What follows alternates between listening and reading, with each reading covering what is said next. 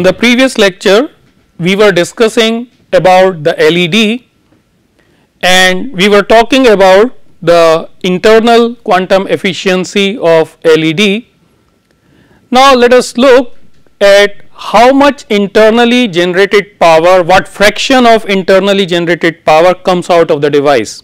So, what is external quantum efficiency and some other characteristics of a light emitting diode. So, as we had seen that in an LED certain fraction of electric power is converted into optical power, and the optical power which is generated inside the device is PINT, but because of the structure of the LED, index contrast between different layers, only a fraction of this internally generated power comes out, and therefore there is a finite external quantum efficiency of a light emitting diode. So, in a simplified picture, what we can do, we can just put a light source with power PINT inside a semiconductor material, and just let us have a look how much power comes out of this block of semiconductor. So, let us look at this picture now. This is the medium of semiconductor, and where the light source is kept in, a point source which sends light in all the directions. So, you have all the possible angles of incidence here at semiconductor air interface, and we know that the angles which are greater than the critical angle at the semiconductor air interface, they are reflected back via the process of total internal reflection. So, if all the angles are going, if light at all the angles is incident at this interface, then light only in this cone which has semi vertical angle theta c, where theta c is the critical angle, then light only in this cone will be refracted, will come out of this block.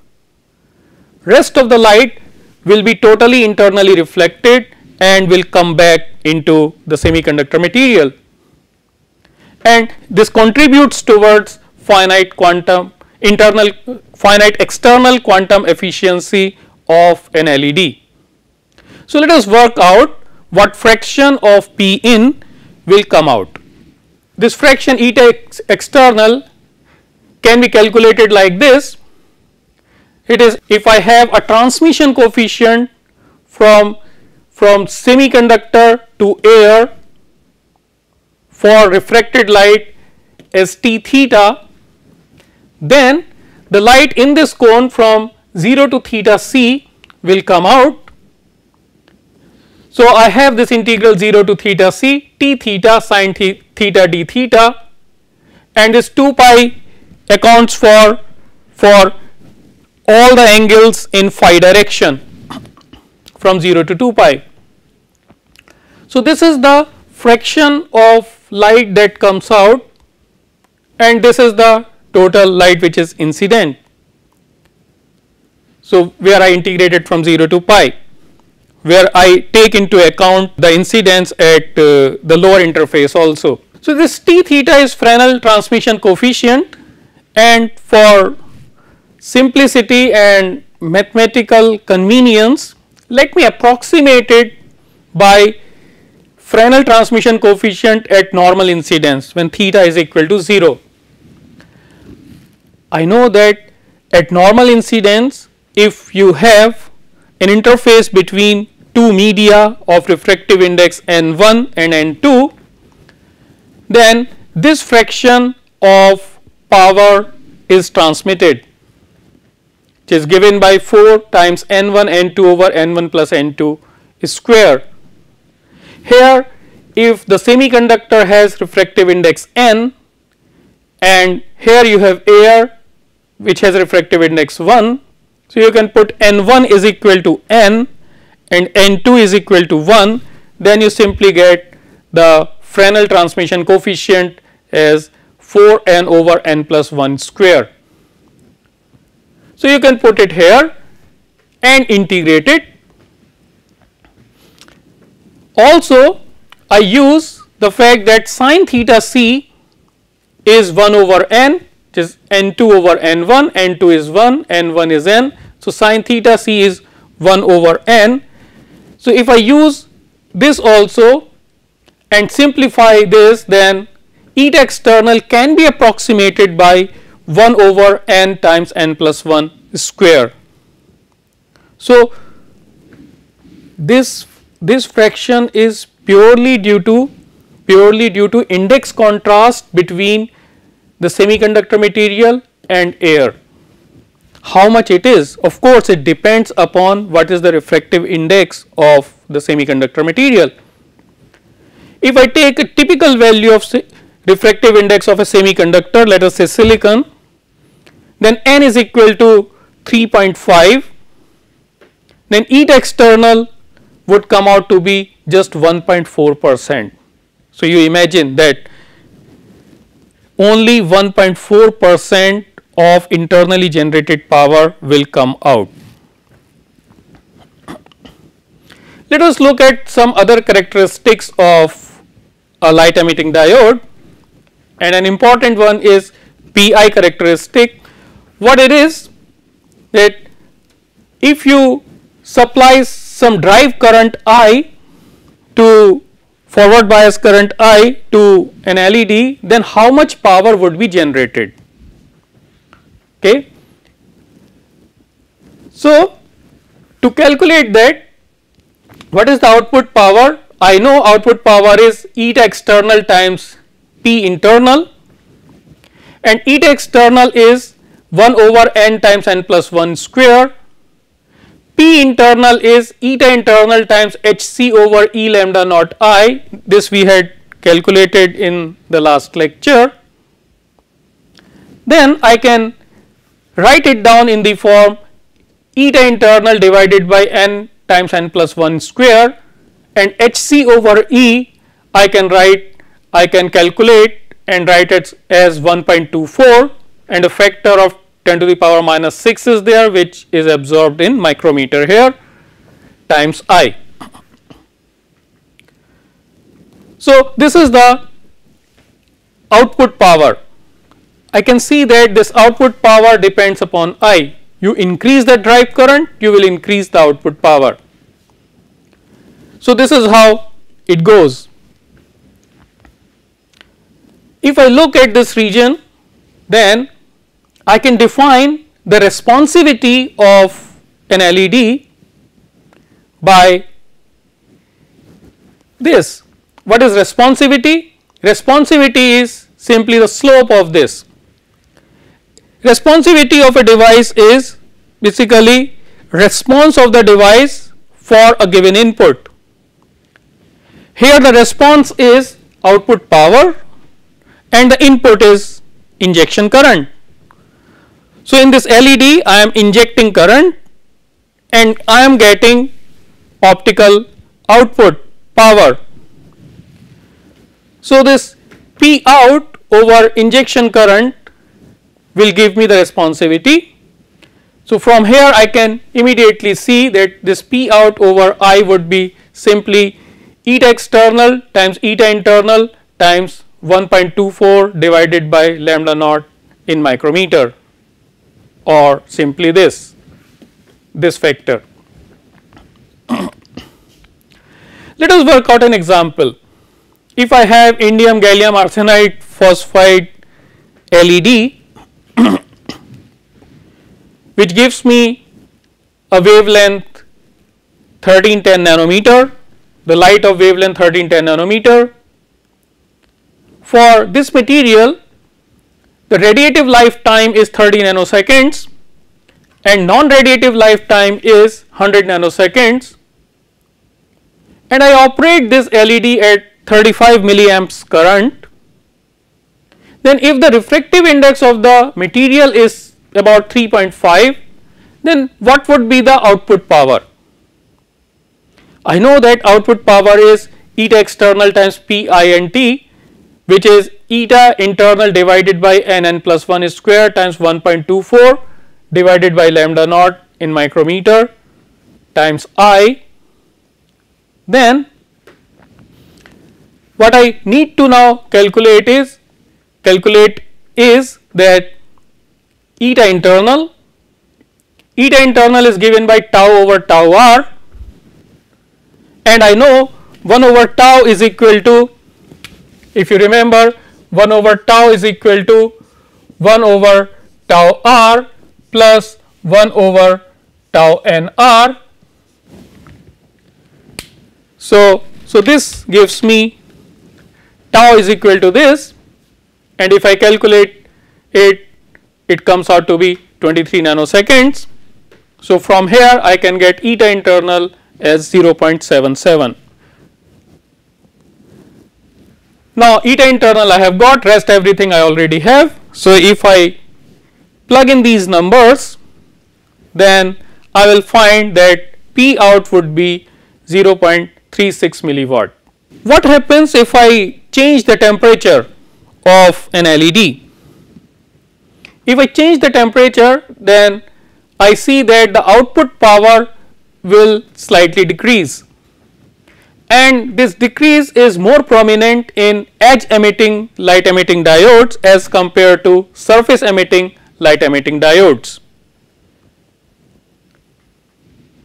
If I look at the output spectrum of an LED, then I find that it occupies a certain spectral range.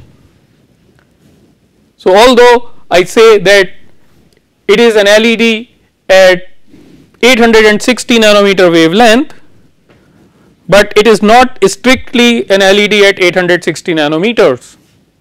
It extends beyond this on either side. So we quantify this spectral extent of this light output from an LED in terms of the line width. This line width is full width at half maximum. So you half the peak power, you come here and then you measure this width, then this is delta lambda, which is known as spectral width. This spectral width is typically given by 1.45 times lambda p square times kBt, where lambda p is the peak wavelength where the peak occurs, kb is Boltzmann constant, and T is the absolute temperature. And this formula is valid when kBt is used in electron volts and lambda p is in micrometer.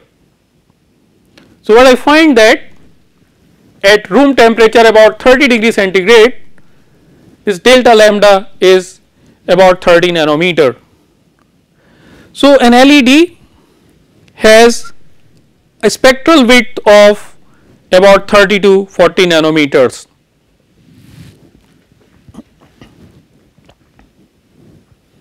What is the radiation pattern? How directional it is? If I look at surface emitting LED, then it emits in all the directions like this, and the pattern is Lambertian. It is similar to that of a Lambertian source. For a Lambertian source, the power varies with angle theta as P0 cos theta, where theta is the angle from the vertical. So in this direction, if you have maximum power at theta is equal to 0, and if you go away from this direction, then power decreases. And I can see from here that at theta is equal to 60 degree, the power will become half.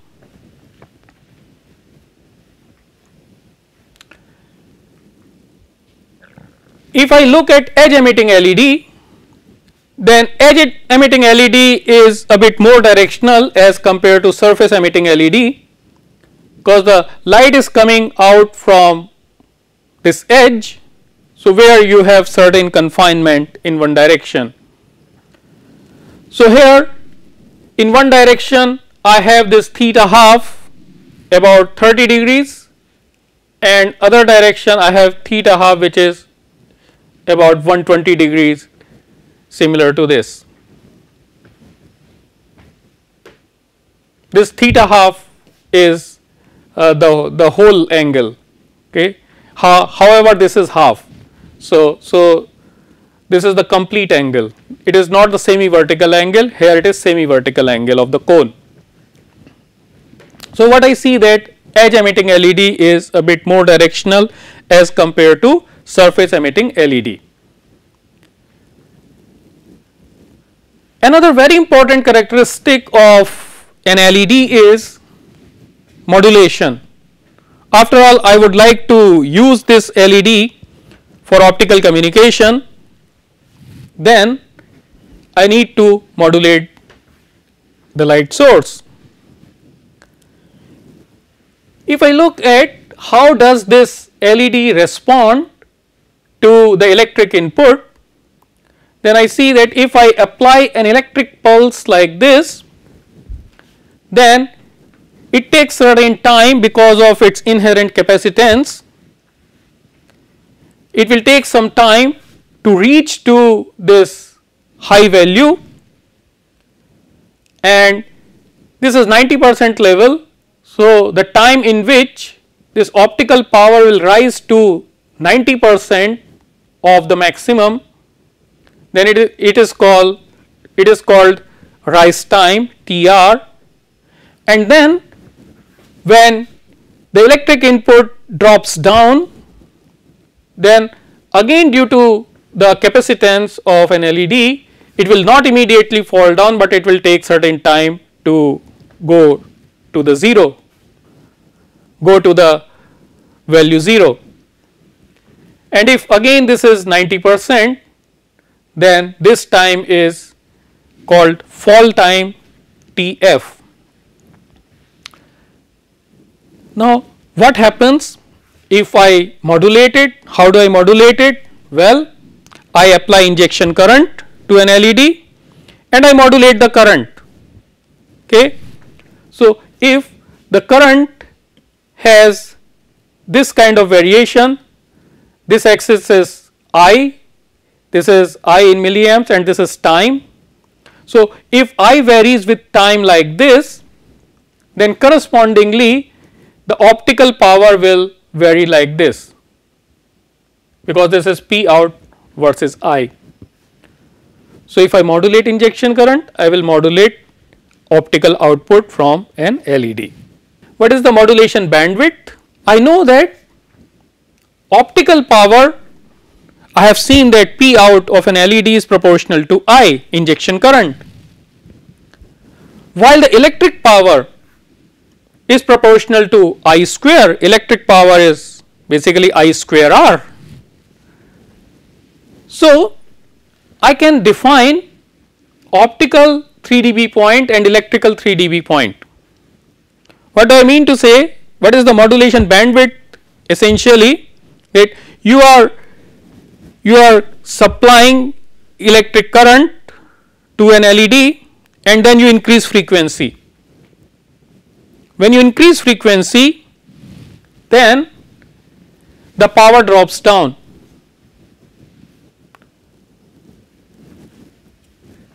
The point at which, the frequency at which the power drops down by 50% is known as 3 dB point. And since optical power is proportional to I, so optical 3 dB point would be I omega over I0 is equal to half, and if I look at it here, then here I have I omega over I0, which is nothing but I out over I in. I out is at frequency omega, I in is DC. So this is optical 3 dB point where this ratio is 50%. Electrical 3 dB point would be defined as I square omega over I square 0 is equal to half, which means I omega or I 0 would be 0.707. So, electrical 3 dB point would be somewhere here. An important point here is that the bandwidth times P optical is always constant. So, if this is the optical bandwidth, then bandwidth times P out would be constant. So, after having discussed the light source LED, now it is time that we discuss laser diode, which is more widely used in optical telecommunication. Why laser? Well, it is obvious that because laser has, as we will see here, laser has much stronger output power. It is highly directional, it is more monochromatic, and it is coherent also. So, because of all these characteristics, wonderful characteristics of a laser is used in optical communication. Why in the form of diode? Because it is compact. So, let us look at laser diode and how does it work. What are the requirements for lasing? Okay. For that, let me consider a system, a material system out of which I am making the laser, and in this system I consider the laser levels. This is the lower laser level, this is the upper laser level. There might be some other levels also. I am not much interested in those levels. I am only interested in lower laser level and upper laser level. Upper laser level is metastable level, so that I can have stimulated emission. If N1 is the number of atoms per unit volume in lower laser level and N2 is the number of atoms per unit volume in the upper laser level, then the requirement for the very first requirement for lasing is population inversion. That is, delta n, which is N2 minus N1, should be greater than 0. That is, I should have more number of atoms in this state as compared to in this state, so that there would be downward transitions and I have optical output, radiative output, and this is obtained by pumping. This pumping can be optical or electrical. So, you will have to basically lift atoms from here to here using a pump. In diode lasers, it is electric pumping, it is by injection current. Then the gain of this system is given by gamma nu is equal to C by n square G nu divided by 8 pi tau sp nu square times delta n. Because what does it mean? That if I have such kind of system and I have achieved population inversion here, in that case now if I input a signal, then it will be amplified via the process of stimulated emission. The gain of that amplification is given by this expression. So, obviously it depends upon how much inverted my system is, how much is the population inversion, and this is frequency dependent because these are not just single very fine levels, but there are bands first of all, and another thing is that even if they are discrete levels, then they have certain width, they have to have certain width, they have broadening, this line is always broadened. So, this G nu is normalized line shape function and tau sp is the spontaneous lifetime. So, by this process I will have an amplifier, but laser is a self sustained device. So, I am not inputting any signal into this and amplifying, I am just giving injection current here and it is producing light. So, that can be done if I convert this amplifier into an oscillator. For that I need to make a resonator cavity. I will have to include this material between two mirrors, so that I can provide feedback and make it a resonator cavity. Then the lasing would start when the round trip gain, because now light is going back and forth between the two mirrors, and in one round trip if the net gain is greater than 1, then I will have lasing. Great.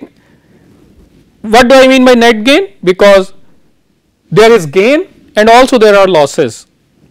So, this gain should be able to compensate for losses to have oscillations or lasing.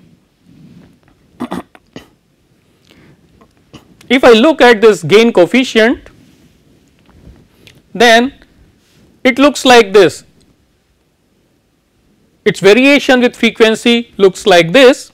So, it has a peak at nu is equal to nu 0, and the peak gain is given by this lambda square delta n divided by 4 pi square tau sp times delta nu, and this delta nu is full width at half maximum, which is typically 10 to the power 3 gigahertz, and if you convert it into nanometers in wavelength, then it would be about 1.2 nanometer at 0.6 micrometer wavelength. In the next lecture, I would look into the condition for lasing, what is the threshold value of gain, and then what are the various characteristics of a laser diode. Thank you.